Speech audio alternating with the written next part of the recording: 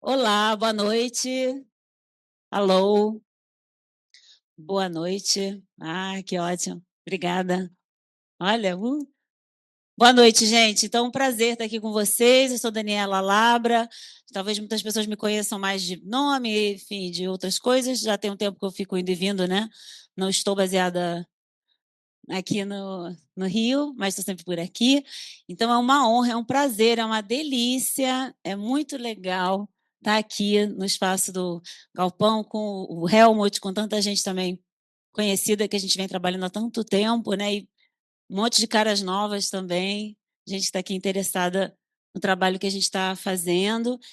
Enfim, eu vou ser super breve, né? A gente tem essa conversa aqui da Regina com o Jorge, dois artistas da Guatemala com trabalhos super intensos, interessantes e políticos e críticos, enfim, com um grande lastro também aí, né, de exposições e propostas. Eu estou aqui, na verdade, na qualidade de convidada, né, da casa, para só apresentar e passar a bola para os artistas e também por conta do projeto que a gente está desenvolvendo com a Regina, que é a exposição Primavera Democrática, né? Inauguramos no sábado na Galeria Portas Vila Seca, em Botafogo, e eu preciso dizer que assim, é um momento também muito feliz, porque a galeria faz 15 anos e eu escrevi o texto da primeira exposição na galeria, quando era uma salinha no Leblon e se chamava BO. A exposição ela surgiu de um episódio que aconteceu com o próprio Jaime, ele sofreu um assalto à mão armada, né, e com o carro parado, enfim. E aí a gente falava disso, dos BOs, né? Então a primeira exposição da galeria tinha aí já uma conotação também política e de pensar a cidade, e agora, 15 anos depois, a gente faz essa exposição com a Regina, que é uma artista, enfim, com uma obra muito contundente, né? E fizemos ontem, então, a artista apresentou na Praça da Harmonia a performance Primavera Democrática, que dá nome à exposição. Um resumo é Primavera Democrática, essa ideia vem a partir de um estudo que a Regina fez, ela vai falar mais sobre isso, né? Mas como que mesmo em situações de governos que se dizem democráticos, né, e que respeitam as instituições, como que ainda assim as taxas de feminicídio não baixam. E recentemente a gente teve uma pesquisa divulgada no Brasil em que os homicídios gerais diminuíram 30%, mas os feminicídios, né, o feminicídio, especialmente nas populações de mulheres negras, indígenas do norte do Brasil, não baixou nada. Então, temos que pensar sobre isso, né? Onde está esse, onde está a democracia nesse lugar, né? Enfim. Mas eu vou passar a palavra para os artistas. Antes disso, eu gosto de falar, né? Mas eu não vou ficar aqui falando muito. Eu queria chamar a atenção também de uma geração de artistas da Guatemala, né, que vem se globalizando aí, que já tem um tempo. Temos diversos artistas, né? Além dos dois aqui conosco, eu lembro assim da Marilyn Boror, que teve na última Bienal de São Paulo, temos a Sandra Monterroso, Hermanos Pollón, o próprio Edgar Calel também, que vem muito ao Brasil, enfim, uma série de outros, né? Que eu vou vai passar aqui, bom, o Naufus, né? O nome dele Naufus, se chama? Sim, né? Naufus, que está aí já há bastante tempo. Então é interessante como a Guatemala, né, com toda uma situação de uma precariedade institucional, também poucas galerias, como ainda assim, né? E também Elvi Esvin, com quem eu acabei de trabalhar também lá em Berlim, como ainda assim vem surgindo uma geração, não é a primeira, inclusive, de artistas muito politizados, muito comprometidos, né, com questões de temáticas, enfim, históricas, críticas e afins, né? E obras extremamente disruptivas nesse sentido, né? Bom, então eu passo a palavra aqui primeiro para a Regina e depois para o Jorge, e a gente abre depois para discussão. Eu devo fazer uma outra intervenção, mas não é comigo. Muchas gracias. Se necessitan, enfim, hablamos. Empezamos con Jorge. No.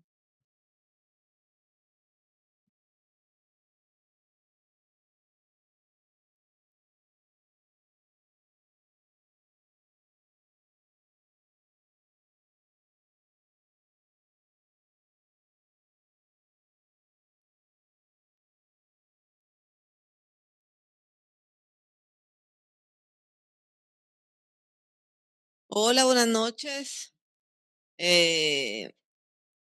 Yo soy poeta y artista guatemalteca. Nací en el 74 y esto es importante porque Guatemala tuvo un conflicto armado, un genocidio que inició en el 54 y terminó en el 96. Así que nosotros nacimos y crecimos con los años de la guerra y eso marcó nuestro crecimiento y nuestro entendimiento político de la vida.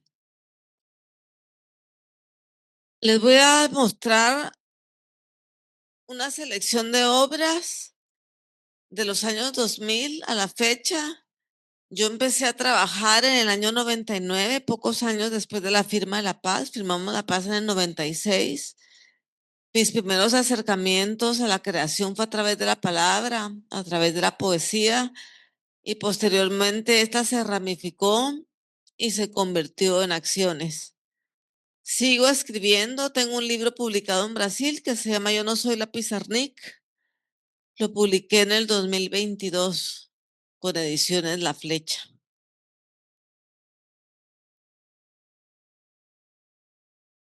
Esto se llama Perra y fue un trabajo del año 2005. En Guatemala, en esos años, las estadísticas eran 2 a 4 mujeres desaparecidas o asesinadas al día.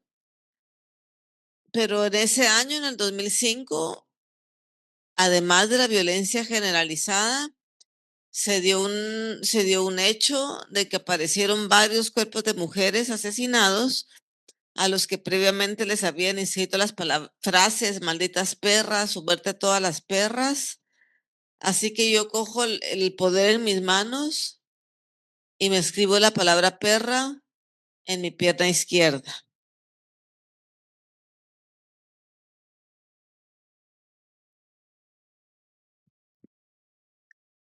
Esto es mientras ellos siguen libres. Es el año 2007.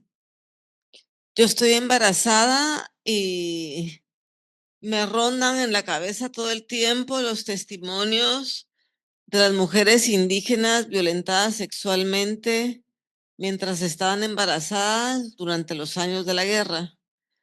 Y lo que sucedía es que el ejército llegaba a las comunidades, separaba a las mujeres de los hombres, separaba a las mujeres embarazadas del resto de mujeres y procedían a violentarlas sexualmente entre 10, 15, 20 soldados con la intención de hacerlas abortar y generar en ellas infecciones para que en un futuro no pudieran dar vida.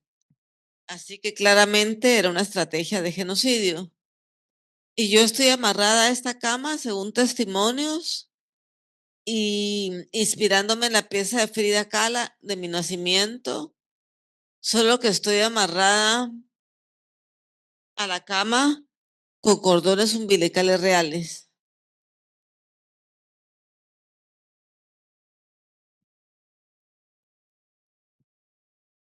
Estos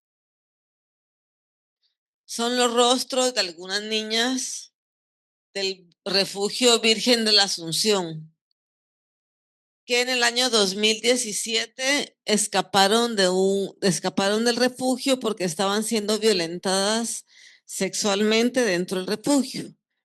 Estas niñas estaban en refugio porque en sus propias casas sufrían violencia, ya porque habían sido violentadas sexualmente por el padre, por el hermano, por el tío, y el Estado las recogió para protegerlas. Y en lugar de protegerlas, las trataba sexualmente con altos funcionarios del gobierno. Este refugio lo coordinaba la esposa del presidente, Jimmy Morales. Así que estas niñas, un grupo de estas niñas, escapan el 7 de marzo del 2017 y el presidente sale en la noticia diciendo que un grupo de criminales se habían escapado, lo cual no era cierto, era un grupo de niñas en un refugio. Las atrapan, las ingresan a una pequeña habitación de 4 por 6 metros las dejan ahí toda la noche, toda la madrugada. Al día siguiente se da un fuego en esa habitación y las autoridades simplemente deciden dejar que se quemen vivas. Las escuchan gritar a lo largo de 9 minutos que dura el fuego y las autoridades deciden no abrirle las puertas. Unos meses después, un grupo de mamás de niñas que murieron en la quema y un grupo de niñas sobrevivientes, murieron 41 niñas quemadas vivas y sobrevivieron 14 con heridas de las cuales nunca se iban a recuperar. Pues este grupo de niñas y de mamás me invitan a hacer un proyecto para que se siga hablando del caso, que no quede en el silencio y en la impunidad. Y lo que yo hago es invitar a 40 mujeres, 41 conmigo. Nos encerramos en una pequeña habitación y gritamos a lo largo de 9 minutos. El público no nos puede ver, solo puede escuchar nuestro grito a través de un sistema de audio amplificado en las calles. Cuento 4 y respiramos. 3 y 4, respiren. Sacamos por la boca. Una vez más. 3 y 4. Sacamos por la boca. Bueno, la fuerza viene del diafragma. No concentren su fuerza en la laringe, acá como cuando nos estamos riendo. ¿Están listas? ¿Estamos? Voy a contar a 4 y empezamos. ¿De acuerdo?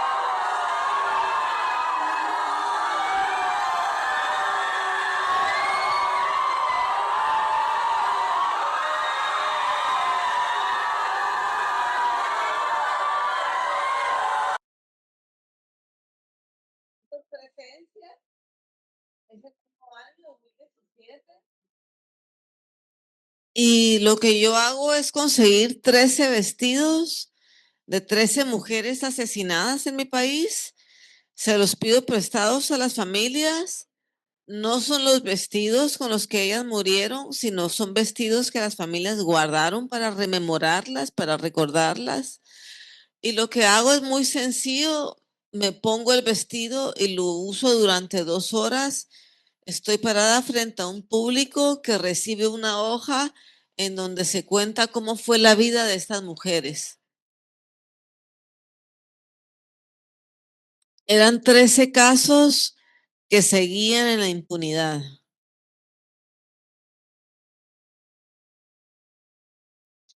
Y en este performance sucedió algo particular. Yo tenía establecido hacer un performance tradicional, ¿no? Donde soy objeto y sujeto de la acción. Pero sucedió que algunos días los familiares, las familiares, me hablaban y se referían a mí como si estuvieran hablando con sus muertas.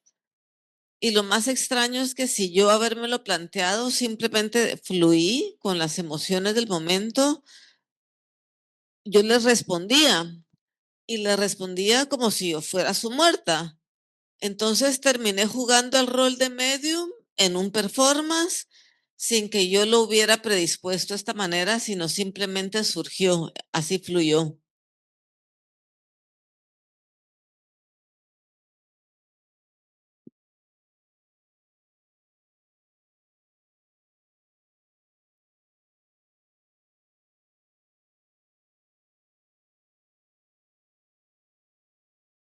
Y los 13 casos eran muy duros, un caso era más duro que el otro.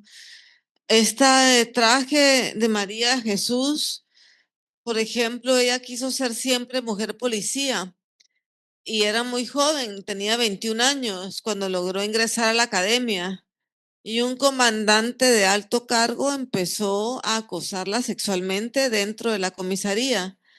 Así que ella puso una denuncia y en la misma comisaría la asesinaron. El caso quedó en la impunidad, obviamente.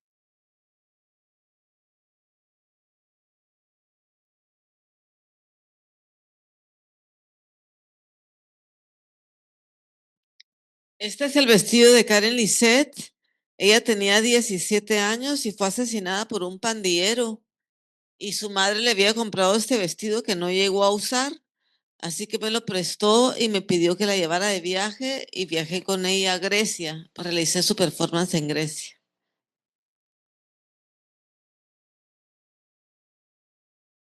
Y la última historia eh, es de Mindy. Fue una mujer que ya había sido agredida por su esposo, le había macheteado, le había cortado las orejas y la nariz. Y la Fundación Sobrevivientes, una organización que trabaja con mujeres víctimas de la violencia, llevó su caso y lograron meter a la cárcel al esposo. Y lograron que a ella le saliera un dinero para operarla, le hicieron varias cirugías para reconstruir el rostro y le consiguieron un salvoconducto para que viajara a España con su hijo. Y ella, el síndrome de Estocolmo, que tanto conocemos, va a la cárcel a decirle a su esposo que se va a España con su hijo un par de años después de la agresión. Y él desde la cárcel da la orden y la agreden en la calle, la torturan, la violan, la mutilan en varios pedazos y ese segundo caso no se le pudo probar a él.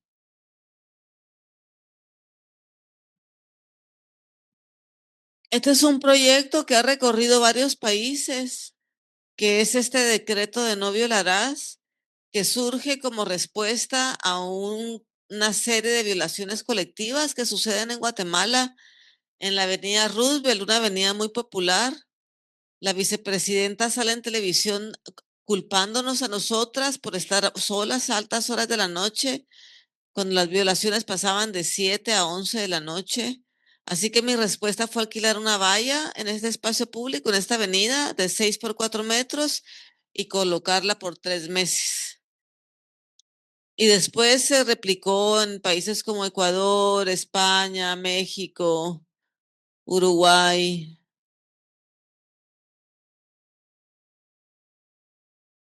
Italia.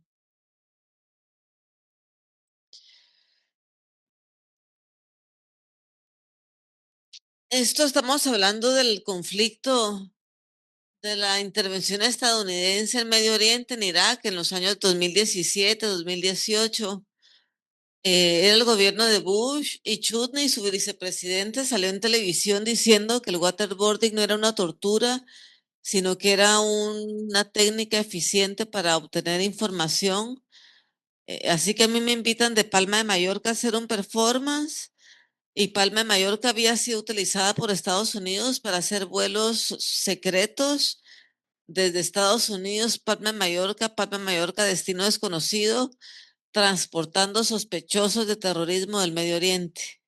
Y yo en esta isla de Palma de Mallorca hago este performance que se llama Confesión.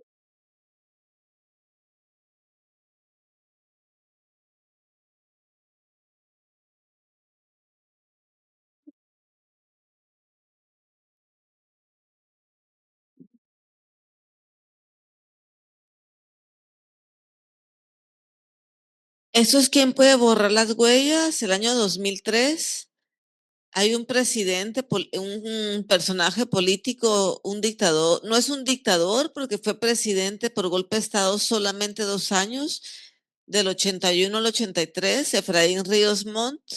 Sin embargo, durante estos pequeños años de gobierno se produjo, junto con el gobierno de Lucas García, los más atroces actos de genocidio contra los pueblos indígenas.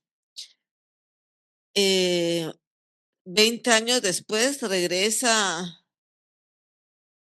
a la escena política, es presidente del Congreso, quiere ser candidato presidencial de nuevo.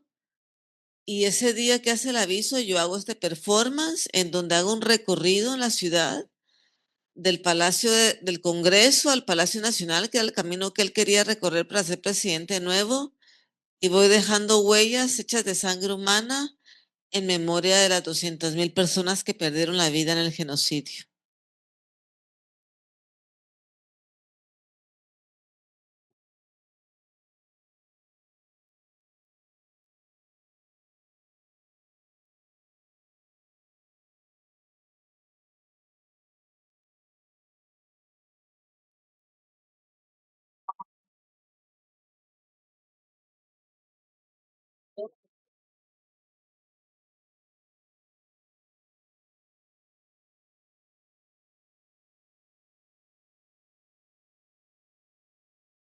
Me está diciendo Jorge que en los años 80 en Guatemala habían 7 millones de habitantes.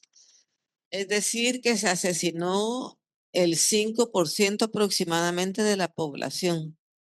Es el conflicto más grande de las Américas.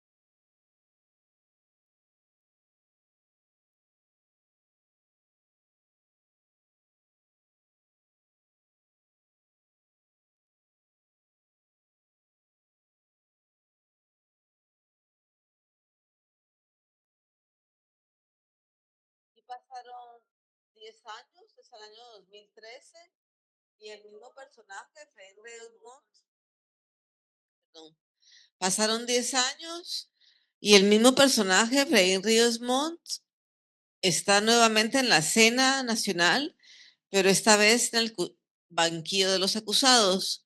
Hay un juicio por genocidio que se ganó.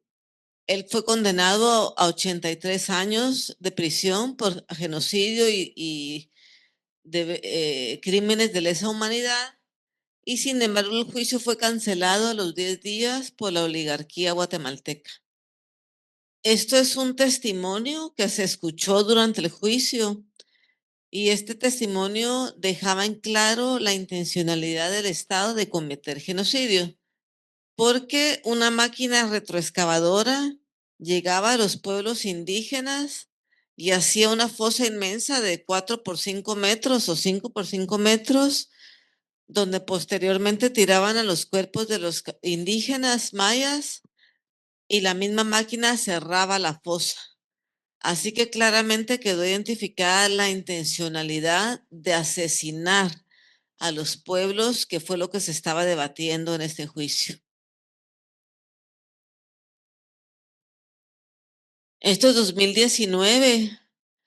En Guatemala tenemos un retroceso democrático grandísimo con el gobierno de Jimmy Morales, pero Guatemala vive en constante retroceso. Pero vemos un retroceso muy grande en las políticas internacionales con la primera llegada de Trump a los Estados Unidos, Salvetti en Italia, Bolsonaro en Brasil. Y hablando de estos retrocesos, hago este performance que se llama El Gran Retorno, en donde un grupo de 45 músicos profesionales hacen una marcha a la inversa en una vía pública tocando solamente marchas marciales.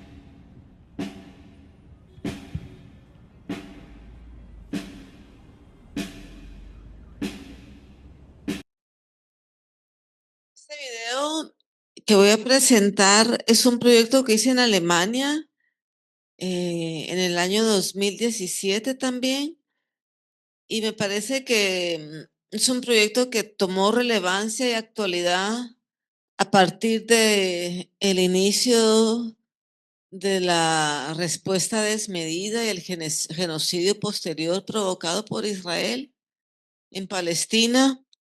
Esto muestra cómo un sistema, una industria armamentista mundial, internacional, persigue a pueblos periféricos hasta acabar con ellos. Y lo que vemos es un tanque de la Guerra Fría alemán, un Leopard, persiguiendo a una mujer sin posibilidad de escapatoria. La pieza se llama La Sombra.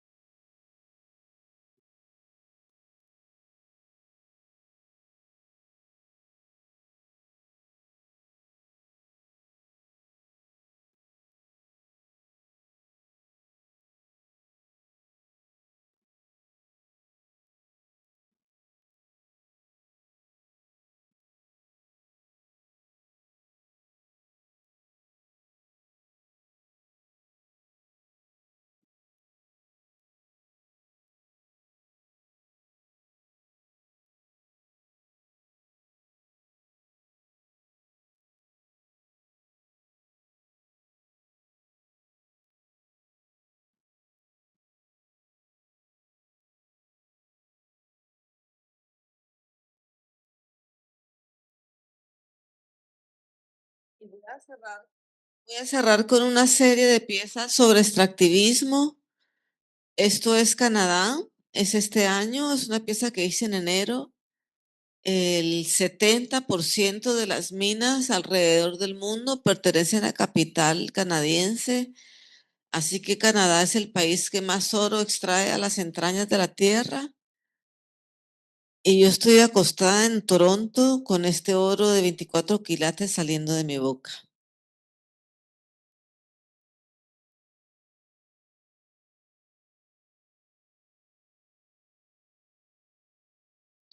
Esto es looting, un trabajo donde utilizo mi boca como metáfora de la tierra rica en Guatemala. Es un trabajo de largo proceso, durante 8 meses. Trabajo con un dentista que me agujerea 8 molares, un trabajo un molar cada mes y me incrusta 8 rellenos de oro puro guatemalteco. A los 8 meses, cuando tengo el oro y la boca repleta de oro, viajo a Alemania, en Berlín, y el performance sucede que un dentista alemán frente al público extrae el oro de mi boca, una imagen conocida por los alemanes, y el oro se queda expuesto en un museo en Alemania y yo regreso a Guatemala con la boca vacía.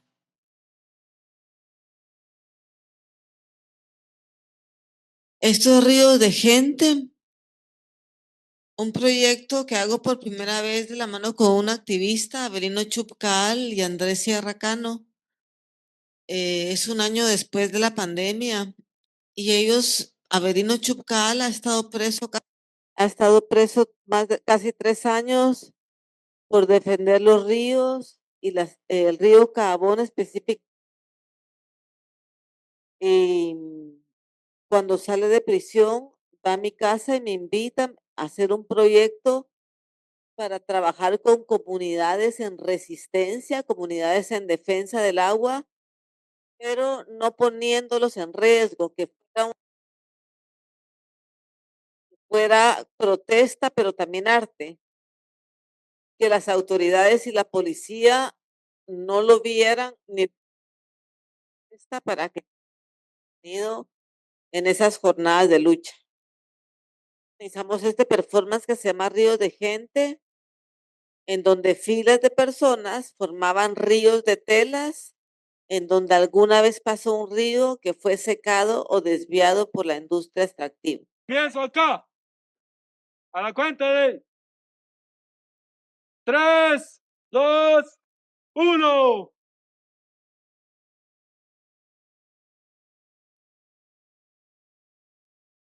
Lo hicimos en 8 diferentes comunidades, un mismo día. Yo documenté un río de más de 1,500 personas de participantes, pero habían ríos de 100 metros, 300 metros, 500 metros, hasta el más largo que hicimos en la ciudad de Guatemala de 2,000 metros.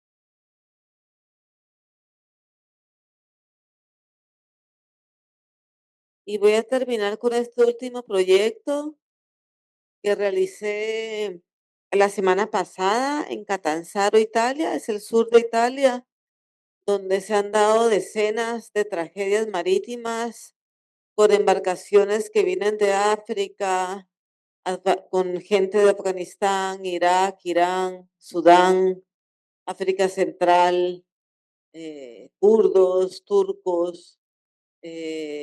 Bueno, las aguas de Sicilia y del sur de Italia son famosas por las tragedias marítimas que han llegado. El año pasado hubo una tragedia muy grande en donde más de 90 personas perdieron la vida, la mayoría mujeres y niños, que se llama la tragedia del Curso. Así que en esas aguas del sur de Italia realicé este proyecto que se llama Stalturía, en donde estuve flotando en una barca llena de agua.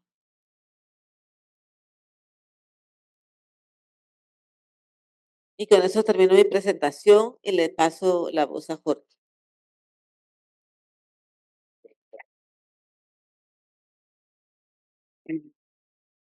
Nací en 1976, bastante contemporáneo con Regina. Mi trabajo gira en torno al cuerpo y la sociedad, la ciudad. Estos son apuntes de cómo practico cómo pienso mis ideas y a veces terminan siendo performance, otras veces no. Me caga el sistema. Me caga mucho el sistema, lo detesto, me cae mal. Y muchas de las cosas son mis ideas sobre lo que pienso de Occidente o mi relación con la sociedad guatemalteca, lo que puede ser la actualidad.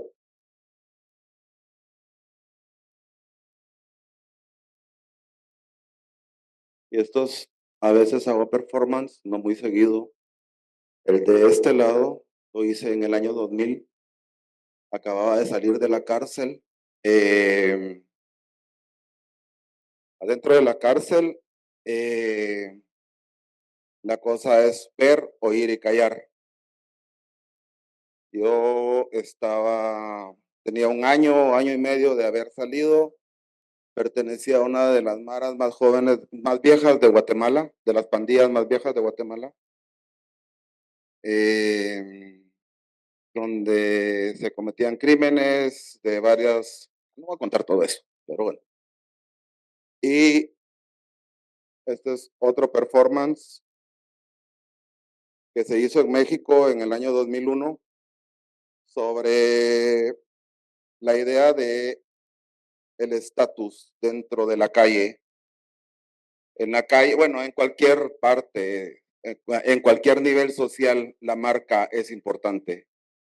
Y en Guatemala, en El Salvador, en Honduras, en Los Ángeles, los Nike eran algo importante, te hacían parte de una sociedad, te hacían parte de un grupo en específico. Y entonces, bueno, me terminé tatuando un par, llevo 24, 25 años con ellos, por ahí. Siguen ahí, están ahí. Es un recuerdo que no se me quita, que va a seguir. Esto es del año 2006. Me parece impresionante cómo las cosas realmente no han cambiado. De haber pasado. Yo estuve 12 veces en la cárcel, 13 tal vez, 6 veces por razones, sí, había razón, y otras 6 por haber estado tatuado. Solamente por caminar en la calle y por estar con tatuajes en el cuerpo, me llevaron preso. Un poco como lo que está pasando actualmente en El Salvador con Bukele y un poco como lo que está pasando actualmente en Estados Unidos con Trump. Me parece impresionante que 20 años después las cosas sigan siendo exactamente igual, no en Guatemala, pero en otras partes del mundo sí. Uno es mi cuerpo y el otro es el de un amigo. La pieza se llama Biografía Completa.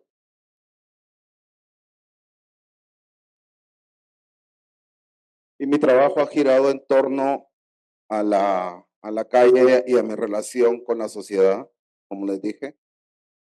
Este de acá es un performance. Yo por mucho tiempo trabajé en educación, dando clases para niños, adolescentes y adultos. Una vez llegué a la escuela donde trabajaba y se cerró la escuela porque habían asesinado a uno de los niños y le habían disparado a otro. Entonces mi sensación, mi manera de entender la situación fue esa, trabajar por nada, que las cosas, o sea, todo mi trabajo, todo lo que hacía se perdía y se iba, se fue.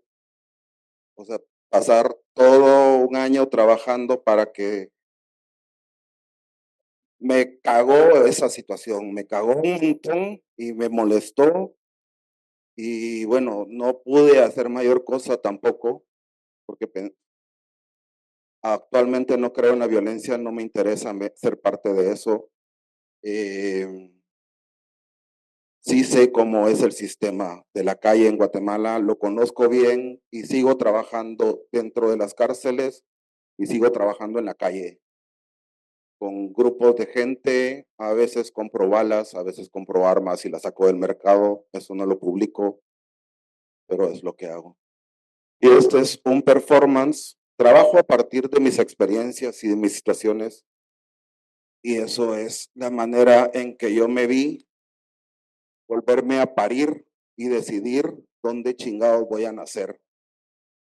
Tomar control de mi vida y mandar a la mierda todo lo que no me agrada. Y eso soy. Esto es otro trabajo. Es un video que lo pongo en un rato y lo voy a dejar puesto ahí. Y el resultado final fueron estas dos esculturas. Una es de plata y otra es de plomo. Y recuerdo haber oído esa frase con Pablo Escobar que decía que en este lugar se resuelven las cosas a plata y plomo. Están puestos sobre una piedra de obsidiana, que es una piedra que los mayas usaban para hacer sus herramientas. Lo interesante es que los dos metales oxidan blanco, o sea, son buitres de cuello blanco, básicamente. Burócratas. Esta es otra acción en Antigua Guatemala, que es un lugar colonial, símbolo del poder español en el país, cosa que también me molesta. Ya les dije que tengo problemas con el poder. Y un día dije, bueno, le voy a prender fuego a esa mierda. Y le prendí fuego. Le prendí fuego a la calle, tiré unos galones de alcohol.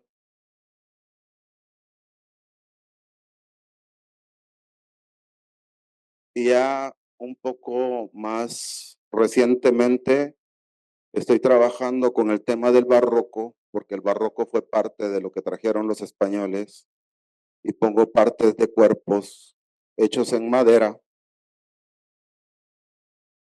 amarrados sobre las paredes, quemados, bonitos, con técnica, si quieren verlo así. Y a veces vengo y pinto. Eso es un retablo hecho de la calle, una calle quebrada, rota y descuidada, donde podrían haber estado puestos los cuerpos que vimos anteriormente. Estoy revisando un poco la historia del país, un poco lo que ha pasado en Guatemala y lo que es actualmente. Hago pinturas. Esto es un pandillero transportado por la policía. Una sirena en un río, literal. Y como cuestiono la realidad de la historia del arte, pues ni modo.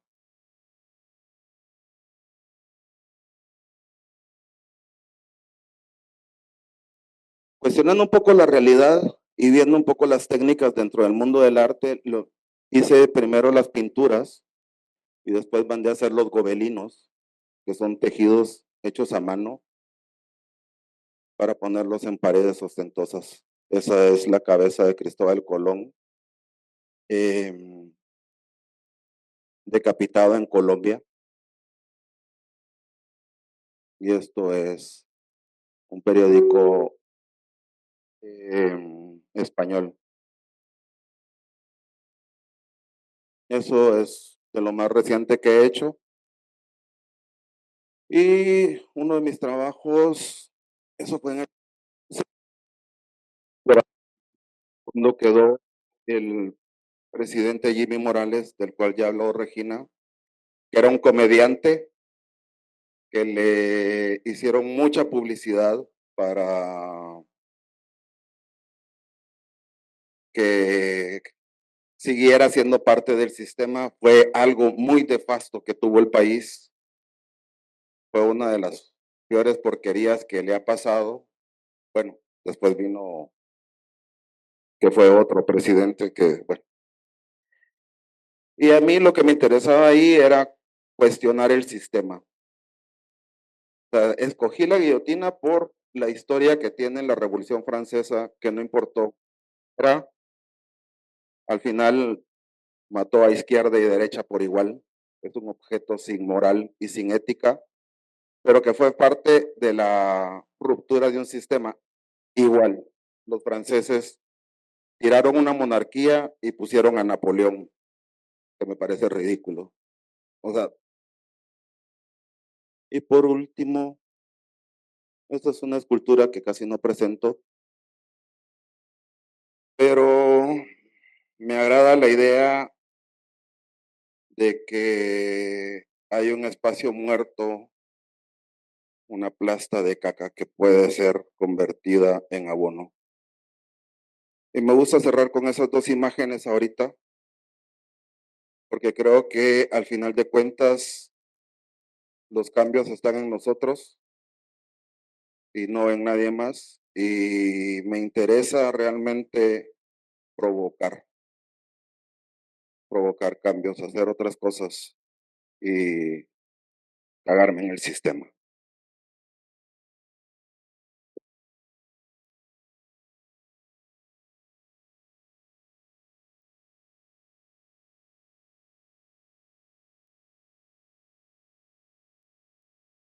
Muchas gracias, muito obrigada. Yo no tengo nada así que acrescentar. Me parece increíble terminar con esta frase, ¿no? En fin, cagamos en el sistema, porque el sistema, realmente el cambio está entre de uno mismo, ¿no? En fin, y de qué forma también utilizamos estos espacios a donde presentamos nuestras ideas, nuestras investigaciones, nuestros procesos, ¿no? Son espacios para el público, ¿no? Que podemos alcanzar un público y también tratar de llevar alguna diferencia y cambio al otro, conciencia, ¿no? Desculpa, eu estou falando em português, né? Como ele termina essa fala com essa crítica, né? O próprio sistema, sistemas que tentamos escapar, não é? E que nos moldam. Então, também a utilização desses espaços dispositivos como espaços para o público, né? Onde levamos ao público as nossas pesquisas, nossas ideias, nossas falhas, né? Transformadas em arte e também em crítica, né? E tentar levar uma ideia, uma possibilidade de mudança interior adiante, não é? A arte é isso, né? Bem, eu não tenho muitas coisas para acrescentar no sentido de perguntas. Eu não sei se alguém quer aqui fazer uma. Temos, né, um tempinho ainda para comentários, perguntas. Alguém gostaria de levantar algo, colocar algo? Sim? Acho que aqui, né?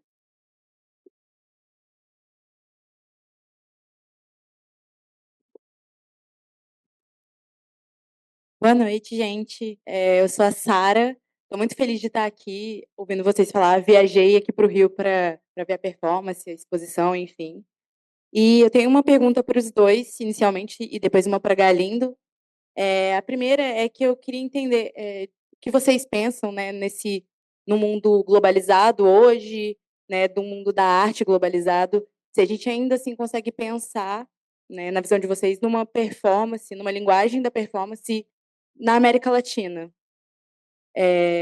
E a pergunta individual para Galindo seria como que foi esse processo? Eu sei que você ainda trabalha com poesia, mas como foi esse processo para você de migrar para as artes da performance como que a corporalidade começou a ser importante para você no seu trabalho. Acho que é isso. Ya. La de la amiga fue la primera. ¿Ustedes creen que hay un lenguaje de performance de Latinoamérica, latinoamericano? Y la segunda pregunta que sería para Regina es, ¿cómo se da esa transición, no sé, de la escrita para el performance? Si es que eso existe.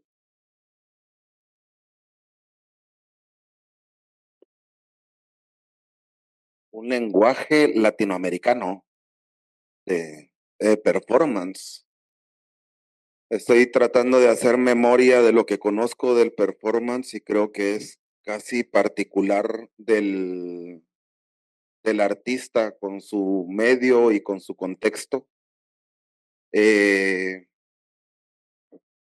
Tania Bruguera tiene su forma, Ana Mendieta igual, Paulo Nazaret tiene su manera de hacer las cosas, Aníbal López tenía su manera, la congelada de uva tiene su forma, creo que tiene que ver un poco con la cultura, pero sí siento que la mayoría de nosotros hay una situación de molestia con el sistema y bueno, el performance realmente apela a ser un disonante dentro de la sociedad, dentro de la cotidianidad. Es una anomalía que sucede. Entonces creo que sí hay algo ahí que nos puede conectar bastante bien, que es alterar la realidad, pero no sé si eso es solo para Latinoamérica o es en general con todos los artistas de performance. Esa es mi percepción. Y bueno, también la historia general que tenemos de invasiones y actividades que han tenido de los gringos, pues básicamente, creo que nos da cierta conciencia de lo que ha pasado. El paso de la escritura al performance fue muy sencillo. La verdad que fue como si el performance me estuviera esperando, porque yo hice mi primer performance en el 99 y era una serie de noticias sobre violencia hacia la mujer que se proyectaban sobre mi cuerpo. Y yo había estado guardando esas noticias porque escribía poemas o cuentos cortos con ellos. Cuando mi amiga Jessica Lagunas me invita a participar haciendo un performance, ella fue la que me enseñó el término performance, la que me presentó los primeros artistas y me invitó a participar por primera vez en un evento. Así que yo sentí que tenía no solamente las noticias listas para una idea, sino el cuerpo listo también, como que yo tenía toda la rabia contenida, la energía contenida de la juventud, y me parecía que era lo que único que necesitaba para expresarme, tener las ideas, el cuerpo y la rabia. Gracias. Outra colocação? Não?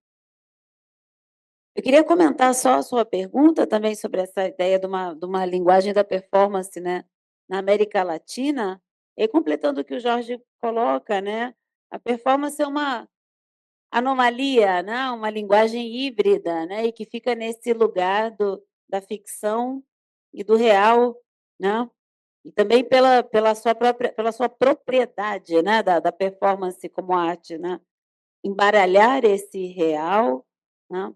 Muitos artistas se aproveitam dessa propriedade, que não é teatro, né. A performance não trabalha com a ideia de representação, né, não é teatro, mas também não é só uma pura e simples obra de arte, enfim, de ficção, e também não é o dia a dia ali da pessoa escovando o dente. Mas ser híbrido justamente possibilita discussões bem políticas, né, possibilita que você faça uma ação que toque no cerne, né, do problema, que traga a crítica, né, imediata e produza outras sensações no público que está ali presente, que não apenas uma relação visual, né? É físico, é solene, é ritual. A performance tem uma dimensão ritual e, obviamente, ela é influenciada, né, também pelo lastro cultural histórico desse artista, dessa artista ou desse grupo, né. Então, eu não diria tanto numa performance latino-americana com uma linguagem própria, mas numa história, né, uma história de colonização, de tudo que já sabemos e muito mais, e de outras referências, daí surge, né, algo mais único, talvez. Creo que he estado investigando durante un montón, no sé cuánto tiempo, pero llevo un rato pensando sobre el performance, o más bien las acciones, y creo que es algo que está dentro de la humanidad, que ya tiene varios siglos de historia, o milenios. Pienso en Diógenes diciendo con una lámpara caminando para buscar a un hombre honrado. Para mí eso es un performance. Jesucristo crucificándose, dejándose crucificar. Sabía, según la Biblia, que lo iban a matar. Cualquier ser humano razonable se hubiera ido, pero como era artista de performance, se quedó. Y es bueno eso que dices también de la performance como algo fin milenario que está, ¿no?, entre nosotros, humanos, en fin, una especie que consigue crear, ¿no? Claro. Es que además, en esse sentido, es que el performance não necessita de muita coisa, a gente não precisa de nada para fazer um performance, ¿no? Necesitamos de nuestro cuerpo y el contexto y el espacio, ya está. Y la intención, claro. Y de testigos, de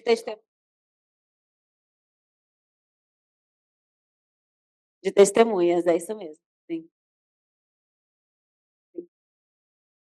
Algo mais? Aproveitando esse momento? Tú. Bueno, buenas noches. Primero registrar de admiración por ambos y yo tengo curiosidad de escuchar de usted. Es la bocina aquí. Eh, ¿Cómo es que se da, digamos, esa participación institucional, comercial, digámoslo así, ¿verdad? Con trabajos que no apelan a ser bonitos o trabajos que no apelan a un lugar de esa cosa del arte pomposa, digámoslo así, ¿verdad? Entonces, yo quería saber de ustedes por su trayectoria, así como cómo ustedes entienden que se da ese juego entre instituciones, galerías, el pan de cada día, ¿verdad? ¿Cómo se dan, existen concesiones, existen condiciones? ¿Hasta qué punto ustedes mantienen sus pruebas, digámoslo así, en esto que sería contextos institucionales, comerciales? Más o menos eso que me gustaría como escuchar de ustedes.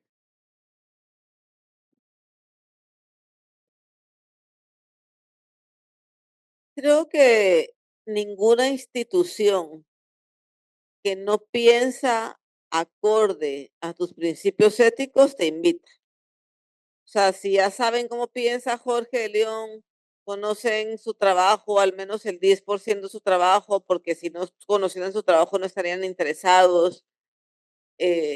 No tiene sentido que lo inviten si no van a estar de acuerdo con lo que van a presentar. Entonces, a mí la verdad es que más allá de invitaciones de museos israelitas que digo que no he tenido como alguna institución que me ha invitado. Sí me ha pasado un par de veces, un par de censuras, pero en 25 años no es nada. O sea, un museo, una vez en el Museo de Bellas Artes en México, que iba a presentar el video de himenoplastía, y una vez en España que iba a hacer una fosa, y la Fundación Franco no me permitió hacer la fosa. Pero luego, la verdad es que no he tenido que hacer concesiones porque he trabajado con instituciones que desde el principio conocen mi trabajo y saben qué esperar más o menos, ¿verdad? Saben que voy a hacer algo político. Y en lo que sí he hecho concesiones y que ha sido, depende de la vida, ¿verdad? Juegos de la vida es en el FI, ¿verdad? Yo tengo 25 años de carrera y lo normal sería que el FI fuera en ascendencia siempre, ¿verdad? Que hace 25 años ganaba 100 euros y que ahora gano 25 veces más. Pero en el sistema del arte las cosas no son así, ¿verdad? Hay altibajos, hay modas, hay tendencias, hay momentos donde hay más impulso en tu trabajo o hay momentos donde hay menos impulso, así que uno tiene que bailar al son que le toque, ¿verdad? En ese sentido sí he hecho concesiones.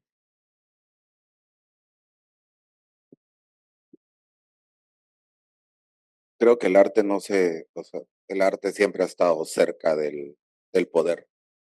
Toda la historia del arte, desde que lo conocemos como arte, está cerca del poder. Y no sé, en mi caso, como hacer concesiones o cosas, siempre termino dándole la vuelta a la cosa.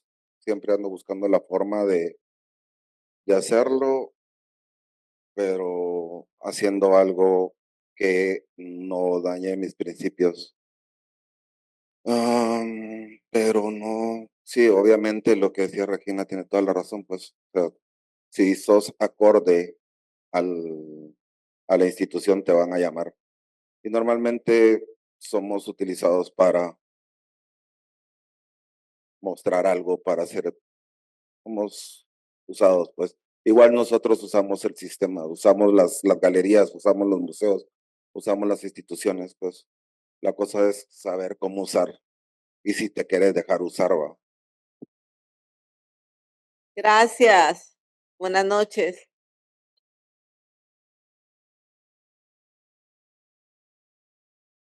Y aprovecho para recordarles que el sábado tenemos el opening de Primavera Democrática a las 4 de la tarde en Portas Villaseca,